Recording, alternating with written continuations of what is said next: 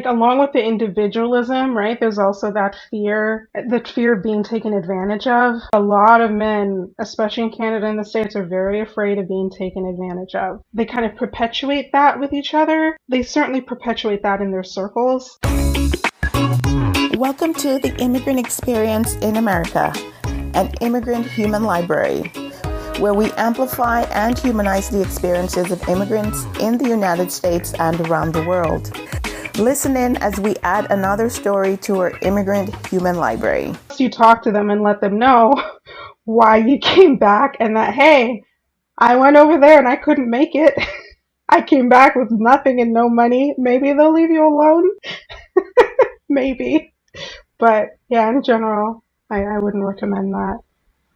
Right. Yeah. Things have changed, I think, since I was there going to school, but I still feel relatively safe. I really don't feel that sort of scare that they're trying to put out there. I really don't, but it all depends. There's pockets of things and different areas that are going on that you have to stay clear of and be mindful where you're going.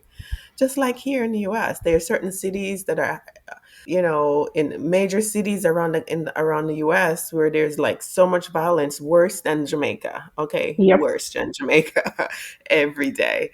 So it's always about putting everything in perspective. So now I'm wondering, like, have you been able to talk to other people who are returning? And what are some of the stories of why they're returning? Have you met people from the US, from the UK? Is there like a community of you guys, of people who are newly returned to Jamaica? Um, so I want to say I have not in person.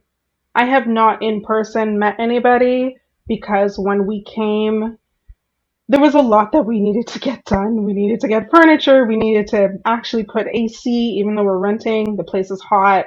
I couldn't do it. We had to put AC in here, so we just had to come and kind of settle. And I think we're finally starting to settle after like 6 months. So I haven't really been able to branch out yet, but I did join some expat groups on Facebook where people are returning. Um, some of what I'm seeing, people talk about them returning. A lot of times they don't really talk about why. Some of what I'm seeing is because of um, cost of living, and some people also, especially people of our complexion, they are also wanting to leave specifically the US due to the violence against Black people there. And they said, you know what, like, I don't, they're like, I just want to get out. In fact, there was one YouTuber, I can't remember her name. She's from Toronto and she moved back here. I think she's also in Negril.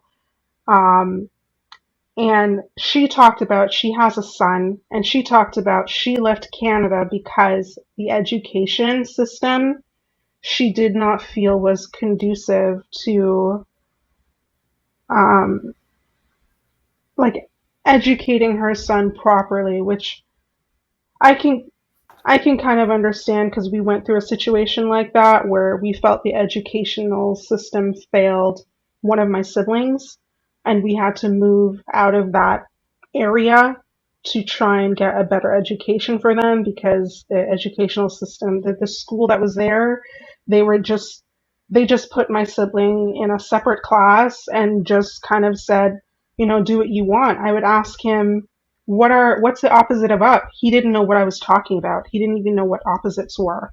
So in her case, she had felt that when her son was in school in Canada, specifically in Toronto, she felt that the school system was failing him. She felt they weren't giving him enough attention. She noticed that, for example, if the teacher was the same race as a student, that student would get preferential treatment or get more attention, or if they're not black, they just get more attention. Um, she found that when she tried out the educational system here with her son, he was thriving.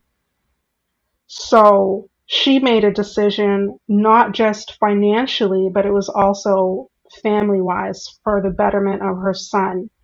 So that's one instance I've seen of people moving back to Jamaica because they're saying, hey, yeah, cost of living is high, and I don't want to live wherever I'm living anymore because it's too expensive, but also for the betterment of my family, I think it's just better over here, which I thought was very interesting. Interesting point you're making there.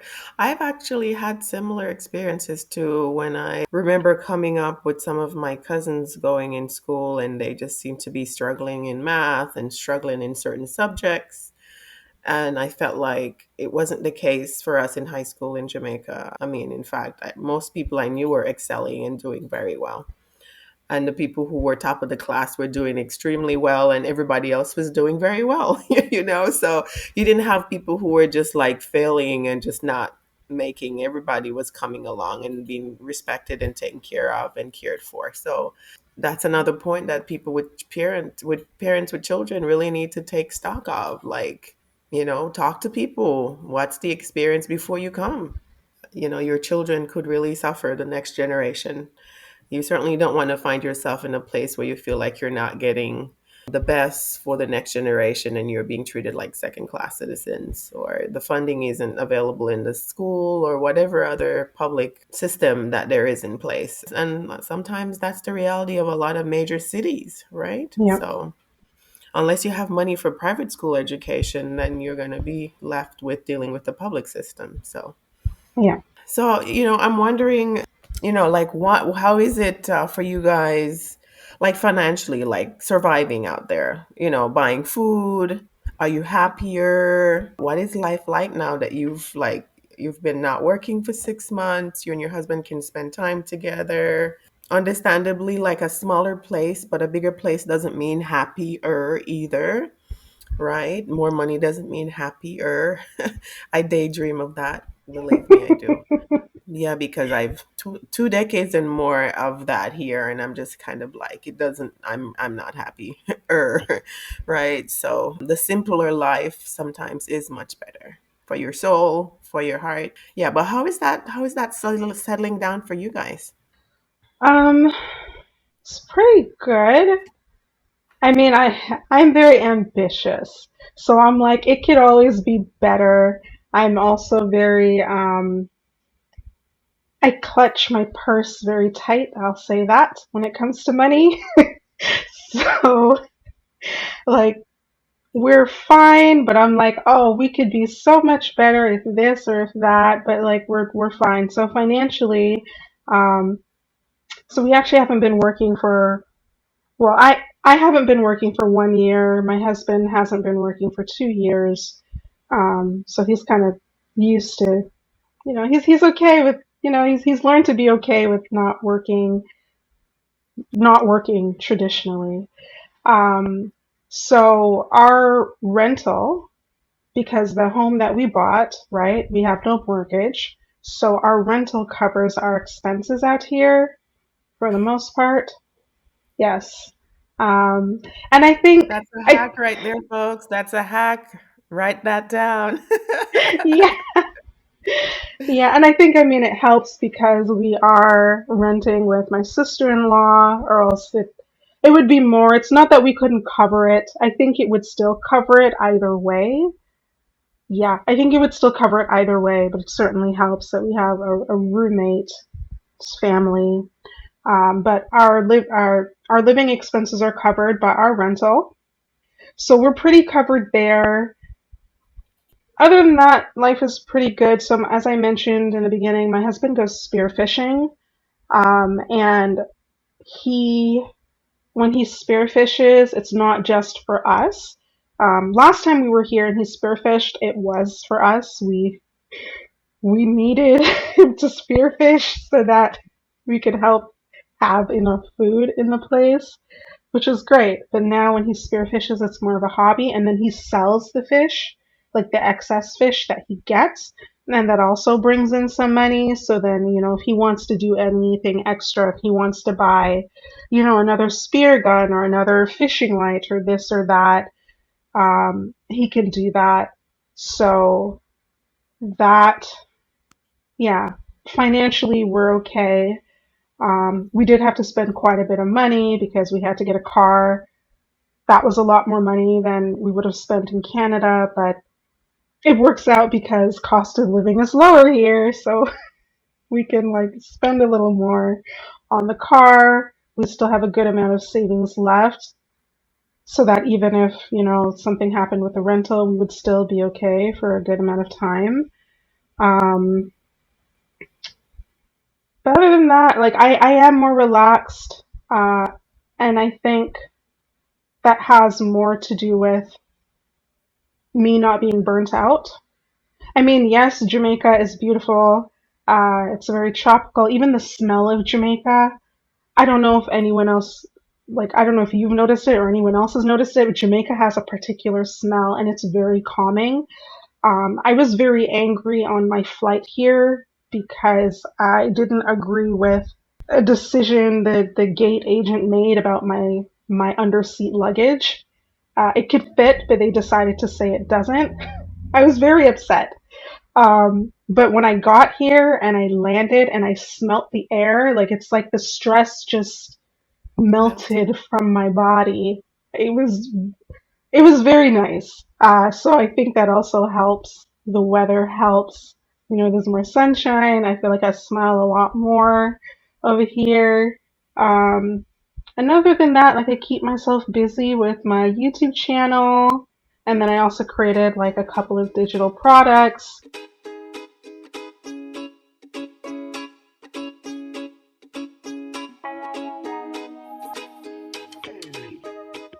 Eventually, what I would like to do, I'm hoping I can start that this year, is I would like to create an agency specifically for Jamaicans to help them work from home. Because I think a lot of Jamaicans, I think that could be a way for a lot of Jamaicans to better themselves financially if they can work from home. They are in a prime location. Jamaica's in a prime location. It's like what the biggest English speaking Caribbean country. It's in like the US and Canada time zones. It's perfect. It's prime, and like Jamaicans speak English. So I know I would like to start that. I've already started thinking about that and writing some ideas, but I know I would like to start an agency hopefully this year. But that is how things have been. So they have been pretty good since retirement has started.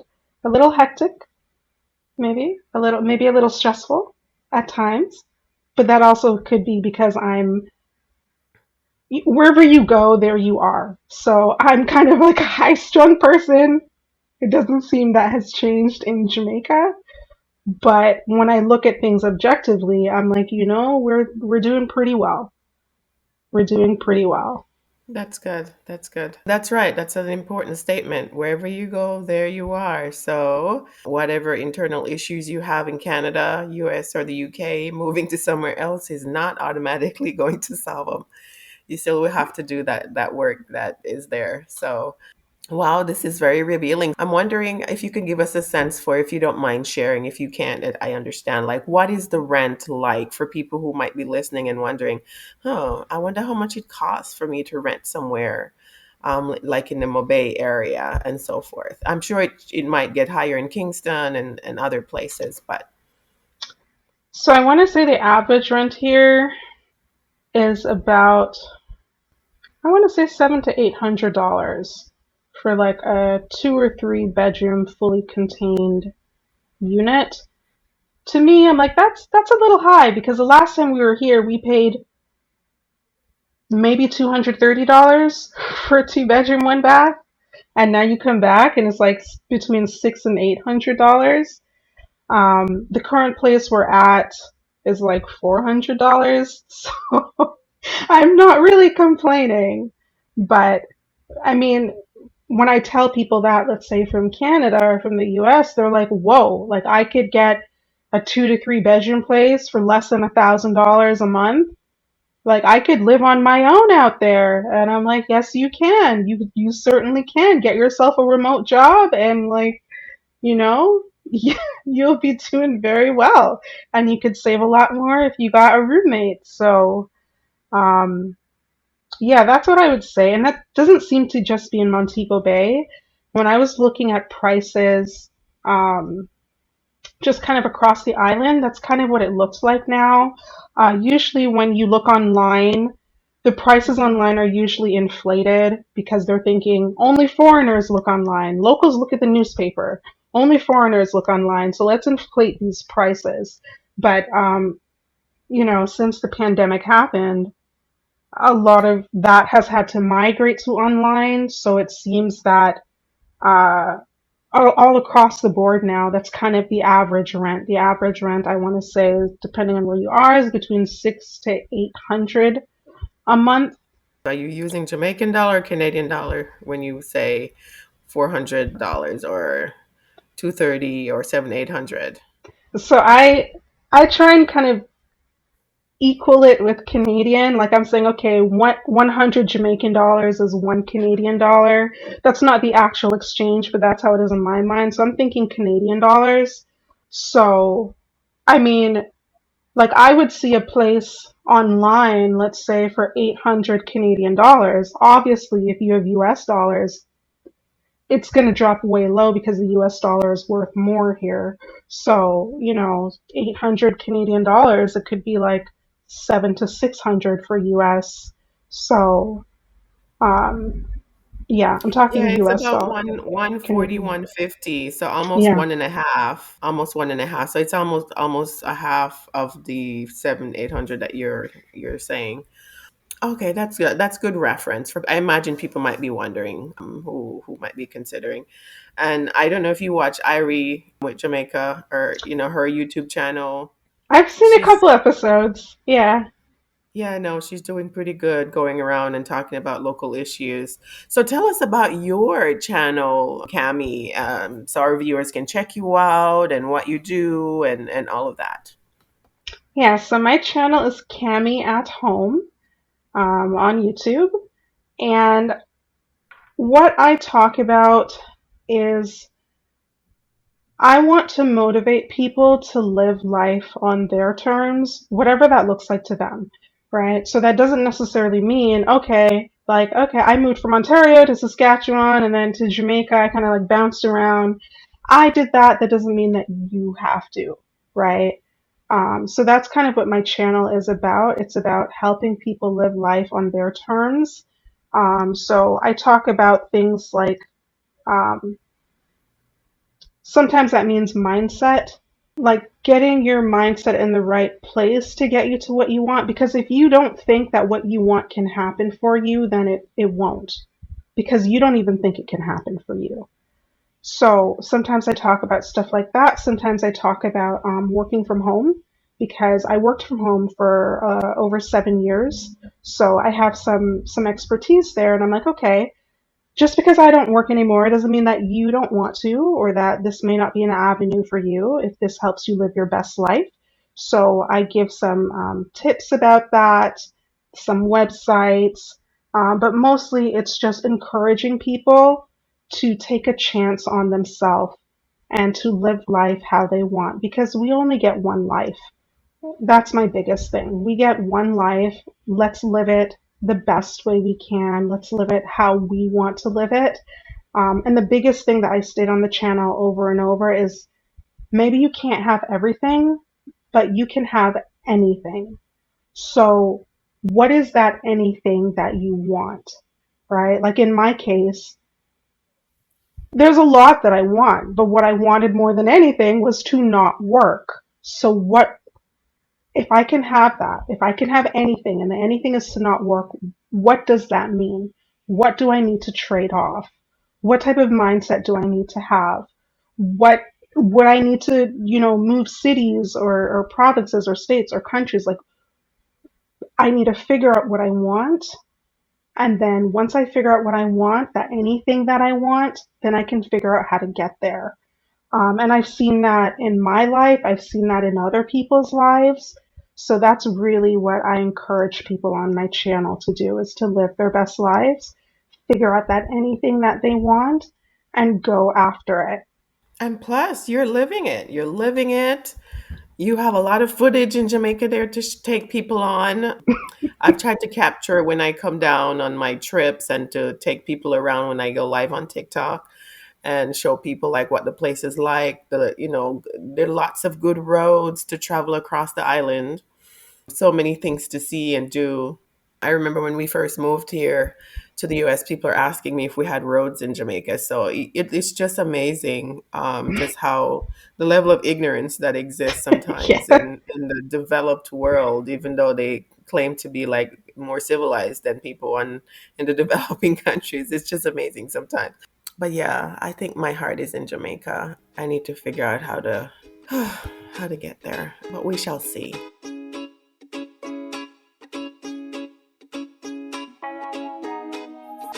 But I'm intrigued by something you said earlier, Cami, about the difference in men.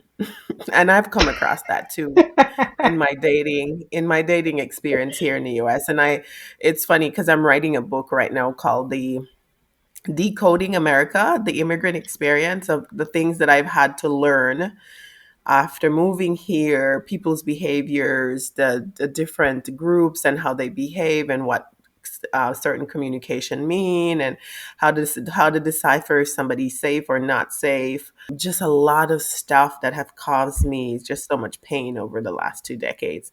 And one of them has been dating here. I mean, I have to say that there seems to be something in the water. I just have never been around a group of men or young men who in the US they say you hear people talking about how men want you to chase them. And I just refuse to do that. And because I grew up, I was in Jamaica in high school, and that was a different energy and stuff that you would get from males. I just didn't understand it at all. And people were just telling me that I'm picky and the social pressures as if you're not sleeping around, then it's just like you're missing out on life. And I'm just kind of like what type of a world? Everything just seems to be flipped on its head here. Yeah, so that intrigued me when you said that earlier. I was like, wow, is there something that's in the food in these three countries? And I almost want to venture to say that I might get the same story if I were to talk to somebody about the UK experience too. I would probably be able to find at least one or a few people to tell me it's the same thing. So I don't really know. Like what's going on with raising a male in these settings? Like what happens? To be honest, I'm like, I don't, I'm like, I don't know. Like, I thought about that because the difference in dating was so starkly contrasted. I'm just trying to think of how to, like, I don't know if it's just, I'm trying to think of a way to say it. But I don't know if it's just that, um, I don't want to say men are more entitled. I don't think that's it per se in like Canada in the States, but it's something. I want to say it's something like that. It's something in that vein because I'm like the I don't know if it's maybe it's not entitlement. I don't know if there's a difference in the patriarchy in Canada and the US and the States. And I want to say I feel like that has something to do with it because there's like patriarchy pretty much everywhere, but I feel like it's different in Canada and the States. It's expressed differently. Um, like men express it to each other differently than they do here. That's it's not the way I want to say it. I want to say like the games men play with each other in terms of patriarchy is a little different in Canada and the US than it is in the States. And there are certain things due to those differences in the patriarchy that are valued in Canada and the States versus here. Like, I feel like, but it could also be cultural because I feel like Jamaica is much more community centered, much more family centered. Like, family is very important, even if that means like a man having like a few families. Family is very important here. Like, very important. As opposed to Canada and the States, it's more individualistic. Maybe that's what it is. It's like the patriarchy and individualism kind of mixed together And that may be what's creating the situation in Canada and the States. As opposed to here, it's much more community minded, much more family centered. So it's like the men value that a lot more, which may be expressed in terms of them, of how they pursue women, as opposed to Canada and the States. It's kind of like fend for yourself. Like the individualistic nature is more like fend for yourself. It's less let's come together and build something. It's kind of like everyone is scared that someone else is going to be taking advantage of them. Hmm. And in Jamaica, it's kind of like, no, let's come together and like be a thing together, and our families will be together. Like it's much more community centered. Yeah, I would agree with that. You kind of feel it in the air. I can tell the difference when I'm here versus when I am there among people. The energy of just cooperation and how people kind of vibe with each other. But the funny thing about that is like this whole fend for yourself, individualistic type of a thing. You pay 50, I pay 50, but they still want the respect of a traditional husband, right? And Yeah. so it's kind of confusing, like, like make up your mind, right? So yeah, and I think it's confusing on both sides. But I've just never come across so many. They would probably use passive might be the term. Men are being so like just being scared of approaching a girl. They would be fine if the girl approaches them, and then you find a lot of women who are more assertive in doing that. It's like they completely flip the game of like men being the pursuer. It's crazy. And so you have a lot of situations where you have a lot of women doing that, and so these men actually, it's like they come to accept that this is the way it is, and they don't even try. It's really messed up, guys. Really messed up. So take that for what it is, and you determine if it's working or not working for you, or go elsewhere. Like Cami. Yeah, like me dating in Canada wasn't it just wasn't it. I mean, the men were nice, sure, but it just wasn't it. But then when I came here, I didn't expect that. Like I was I was kind of taken aback with the cultural difference there in dating. I was kind of taken aback that men would just approach me and be like, "Hey, I like you.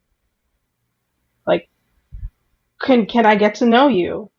Like, yeah, you have the men who are disrespectful, but I had a lot of men who were very respectful and just were like, "Hey, you're beautiful. Like, can I talk to you? Can I get to know you a little bit? My name is so and so. What's your name?" Yeah, and That that's chivalry, that chivalry is not dead, right? it is It's still not. there. That is how I got my heart snatched from my chest with my husband when I met him. He kind of just, he just approached me and was very forward, and he was very clear with his intentions. There was no confusion for me how he felt about me. He said, "Hey, like you're beautiful. Can we talk?" Sure. We talked, and he's like, "Hey, this is how I feel about you based on our conversation. I want to be with you. I do not want to be friends. I want to be with you romantically." Like he was, he was very. He didn't say it in those exact words, but that the intention was extremely clear. He's like, "I want to be with you. I want to get to know you better. I'm really, really taken with you." Very intentional. And then he was like that the whole relationship. Like I never had any confusion about how he felt about me. In Canada, I had to be like what? I had to kind of be like trying to figure out like what are we? How do you feel about me? And here it was just like the men are like, "No, this is how I feel about you. You will not have to question how I feel about you. This is how I feel about you. Do you return these feelings? Are you willing to return these feelings?" So, Right. And it's the same on the US side. You hear girls complain online or talking about how these guys are so confused, they don't know what they want, they can't commit to anything. And I'm just like, you are living in the United States or Canada, where what have you been doing with your life? You're confused like a little boy, like, like seriously. So if you just said exactly what I've experienced. Like just the games that they play is frustrating to women. And then you find women adjusting to adapt to the type of behavior that they're exhibiting. So it's really messed up the entire dating game. And I don't know what it is about the culture in Canada or the US that specifically just causes males to be that way. It's sad, and I've been trying to decode it, like trying to figure out.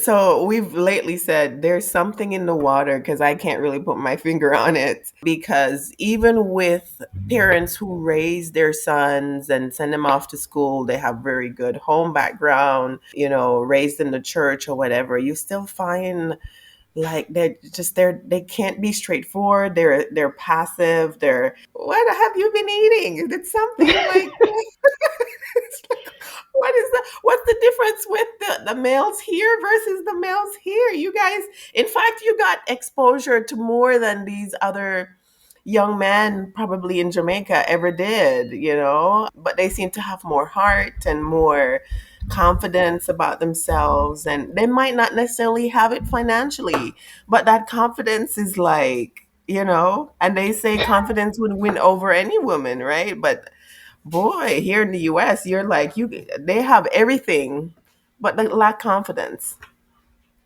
Yeah, and I think it's fear. I think, like, along with the individualism, right, there's also the fear of being taken advantage of. I know, like, a lot of men, especially in Canada and the States, are very afraid of being taken advantage of. And I think, like, they kind of perpetuate that with each other. They certainly perpetuate that in their circles. But I feel like between that, like that's all mixed in with the patriarchy individualism, then you have that aspect of fear. And in Jamaica, it's kind of like, I don't know how fearful. I don't think the men are fearful at all in terms of that. Like, it's like, okay, she rejects you. If she rejects you, all right, you move on. If there's going to be other beautiful women, you move on. That is so true. So sometimes when I remember when I was before I got married, and I hear this whole story about men are just afraid of rejection. And I was like, I don't buy that, because I remember outrightly like running away, and these guys would not stop. They would chase you down. Okay. And it was flattering, and I'm sorry that I probably hurt some of their feelings, but I mean, it's part of being a girl, that girl and boy chase that goes on. It turns on something in them, turns on something in you, but I never went to the point of actually like belittling them or hurting them, you know what I mean? But so what is the difference with a guy in Jamaica who doesn't really like get so broken and downtrodden because a girl rejects him? And here in the US, it's like you have the comforts of life, you have available information to build your confidence and get back up on your feet, but one girl rejects you and you're like done for the rest of your life. Like, what is this? And these young men in Jamaica probably don't have as access to a lot of stuff that these men do here. So, do they have too much? Are they too comfortable? Something in the food? I don't know. I'm just trying to figure it. I just like there has to be something in the water. Something in the water. Jeez. Oh, I mean, I was so frustrated. Oh my gosh. When I met my husband, I was done. You hear me? I was like, never again am I gonna allow myself to even give one of y'all a chance.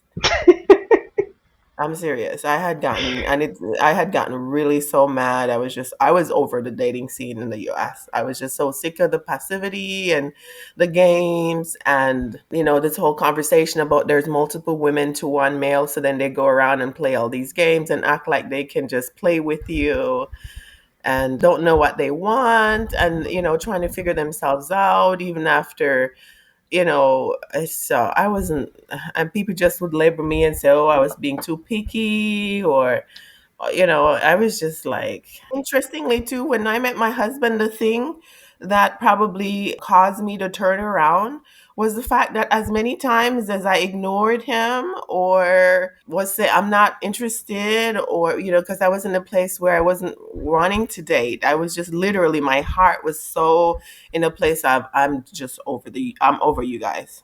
This is just a mess. Y'all need to go figure yourselves out. And as many times as I did that, I don't know what the conversation mentally was going on for him, but he just kept coming at it. And I knew that he had nerves because the day that he proposed, his hands were sweaty, like literally like dripping with sweat. So I know he had nerve and he was nervous, but he still did it. So what's the difference with somebody who would still pick themselves up and still say, I want this girl, I'm gonna go after her, versus a guy on the side who just, I don't understand it. I'm trying to figure out like what is the difference between men from certain communal cultures versus like these individualistic cultures, and what is going on with the males. Because women tend to, they excel, they study, they learn to become self-sufficient, they learn to become assertive, whatever they need to adapt to this new environment, whatever personality they need to take on when they move from communal cultures to change being passive to be. I had to change from being very passive of a female to be more assertive. I remember people telling me like just how quiet and passive I was, and I had to learn to develop that skill.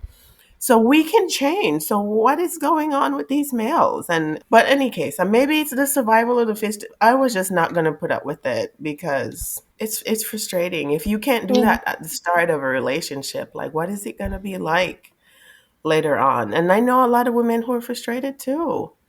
So Yeah. there needs to be a rescue. But maybe a lot of women are going overseas to find partners. I'm coming across a lot of people who are doing that. Like they're like, I want that masculine, and if it means that it's outside of the borders of the US or the Canada or somewhere else, I'm going to open myself to that possibility to have what that one or anything that it is that I desire. So perhaps that might be what people have to do to kind of get over the problematic issues with dating in an individualistic culture. Join us next time for part 3 of this episode. We thank our listeners around the world, and we appreciate your continued support as we build our human library. Please remember to give us a 5-star review, subscribe, and share with your friends, family, and circle of influence.